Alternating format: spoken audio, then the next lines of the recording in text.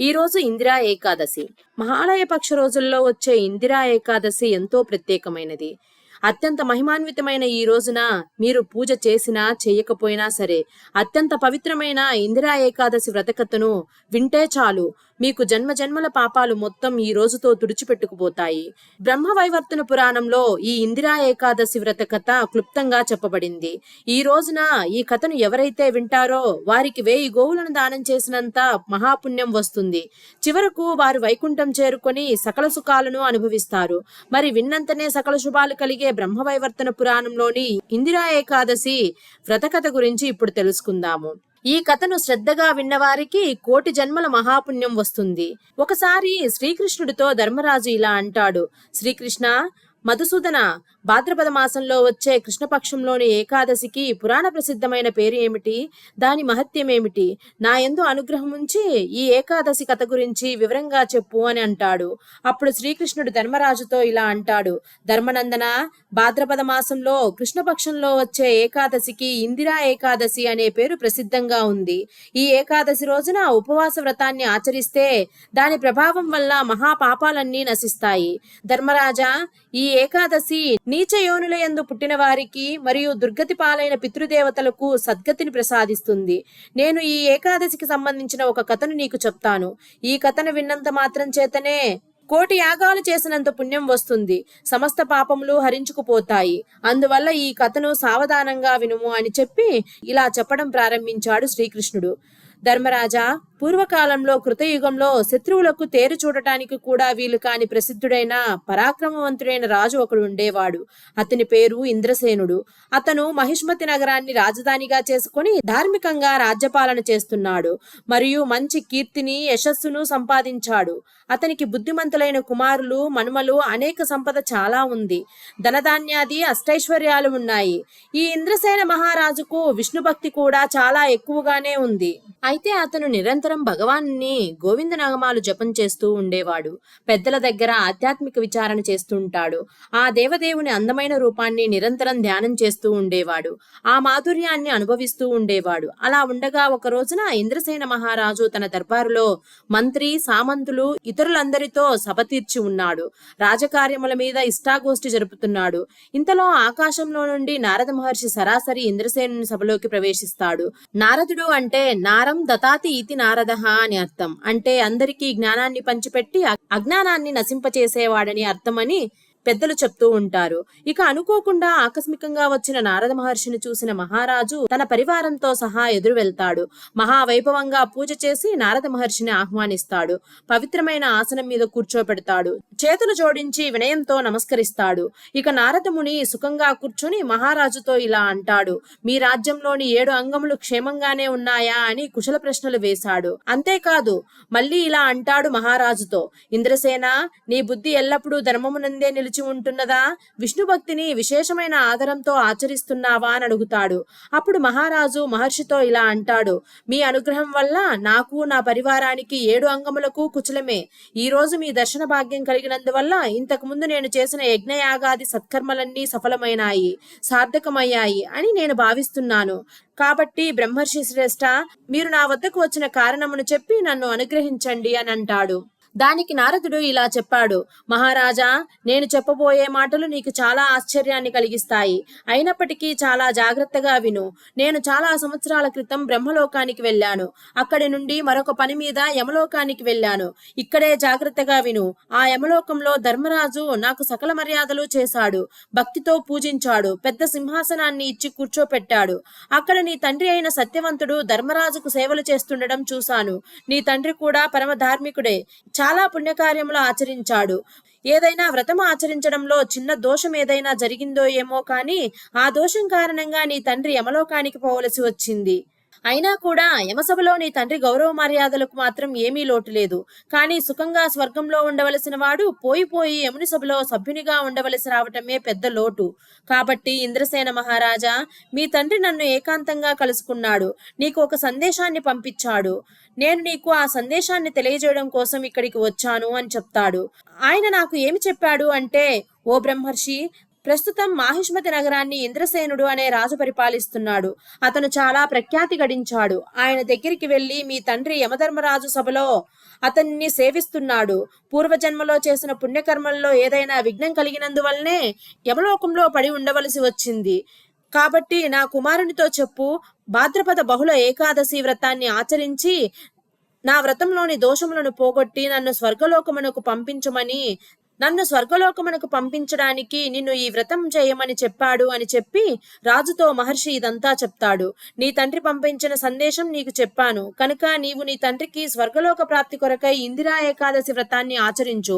ఆ వ్రత ప్రభావం వల్ల నీ తండ్రి స్వర్గానికి తప్పక చేరుకుంటాడు అని వివరిస్తాడు.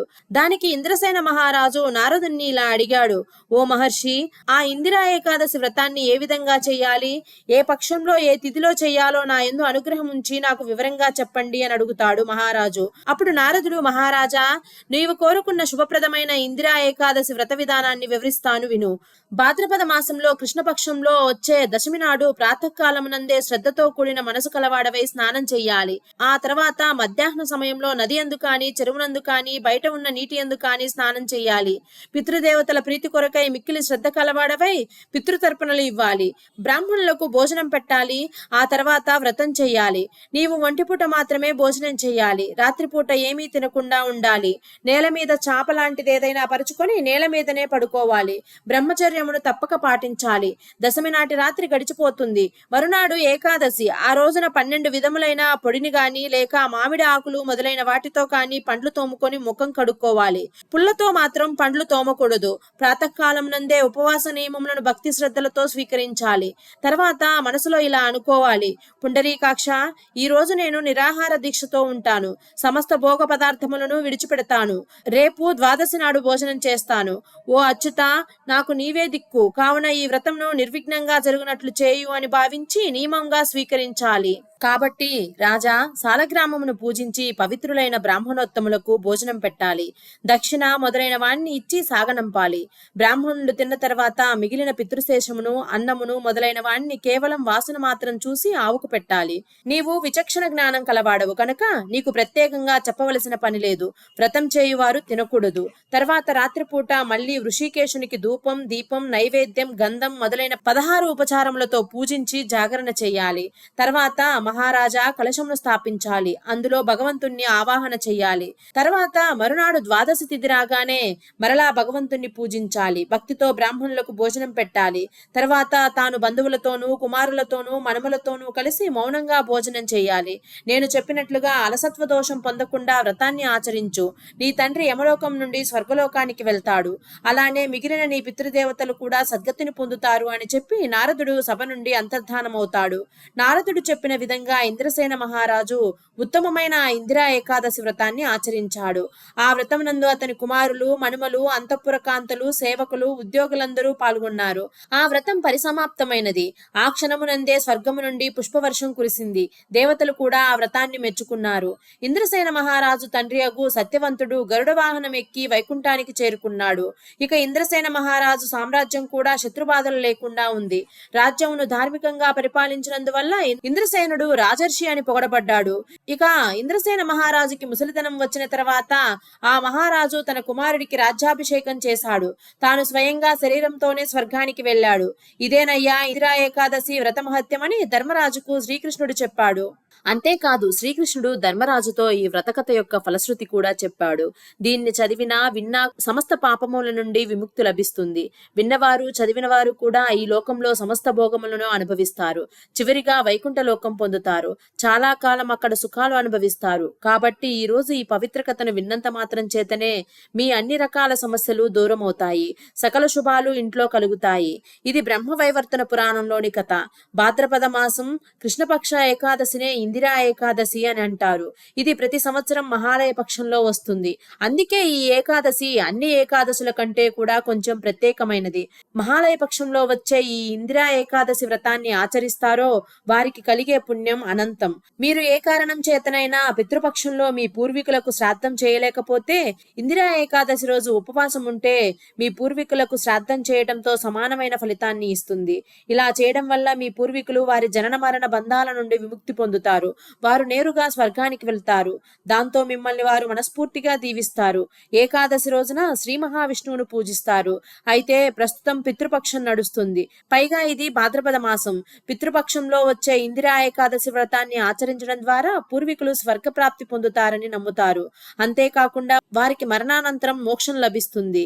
ఇందిరా ఏకాదశి రోజున ప్రత్యేకించి మీరు ఈ 5 కార్యాలు చేస్తే మీకు ఆర్థిక సమస్యలన్నీ తొలగిపోతాయి. మీ ఇంట్లో సకల శుభాలు కలుగుతాయి.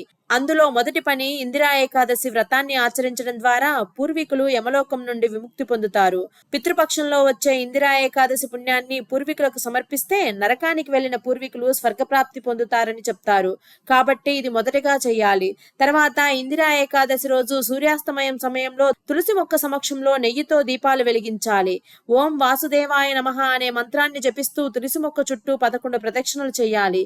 దీనివల్ల మీకు సిరి సంపదలు కలుగుతాయి. ఇంట్లో సుఖశాంతులు కలుగుతాయి. ఇక మూడవది, బాగా అప్పుల్లో మునిగిపోయిన వారు ఇందిరా ఏకాదశి రోజు విష్ణుమూర్తికి పూజలో పసుపు రంగు పూలు, పసుపు రంగు పండ్లు, పసుపు రంగు ధాన్యం సమర్పించాలి. పూజ అనంతరం ఈ సామాగ్రిని పేదలకు పంచిపెట్టండి. ఇలా చేయడం వల్ల మీ అప్పుల భారం తగ్గేందుకు దారులు తెరుచుకుంటాయి. ఇక ఈ రోజు చేయవలసిన 4వ పని, ఇందిరా ఏకాదశి రోజున రావి చెట్టు దగ్గర ఆవాల నూనెతో దీపాలు వెలిగించాలి. దీనివల్ల చనిపోయిన మన పూర్వీకుల ఆత్మలకు శాంతి కలుగుతుంది. మన దరిద్రం కూడా నశిస్తుంది. ఇక ఈ రోజు చేయవలసిన 5వ పని, ఇందిరా ఏకాదశి రోజున ఇంట్లో విష్ణు సహస్రనామ పారాయణం చేయాలి. అలా కాకపోయినా సరే తారక మంత్రాన్ని 3 సార్లు జపిస్తే సరిపోతుంది. శ్రీరామ రామ రామేతి రమే రామే మనోరమే సహస్రనామ తత్తుల్యం రామనామ వరాననే అనే ఈ తారక మంత్రాన్ని 3 సార్లు పఠించిన విష్ణు సహస్రనామాన్ని జపించినంత పుణ్యఫలం వస్తుంది. ఆ తర్వాత భజనలు, కీర్తనలు చేయాలి. ఈ కార్యక్రమం వల్ల ఇంట్లో ఉన్న దుష్ట శక్తులన్నీ వెళ్లిపోతాయి. ఇంట్లో ఎలాంటి గొడవలు లేకుండా శుభప్రదంగా ఉంటారు. మీరు చేసే పనులన్నీ కూడా సిద్ధిస్తాయి. కాబట్టి మీ ఇంట్లో ఈ రోజు ఈ 5 పనులు చేస్తే సకల శుభాలు కలుగుతాయి. ఈ రోజు ఈ వ్రతకథను విని ఆచరించడం ద్వారా జన్మజన్మల పాపాలు, మహాపాపాలు కూడా తొలగి కోటి జన్మల పుణ్యం వస్తుంది. మీరు చేసే పనుల్లో అన్ని విఘ్నాలు తొలగి ప్రతి పనిలో విజయం కలిగేలా ఆ విఘ్నేశ్వరుడు దీవిస్తాడు. ఈ కథను ఈ రోజు అదృష్టవంతులు మాత్రమే వినగలరు.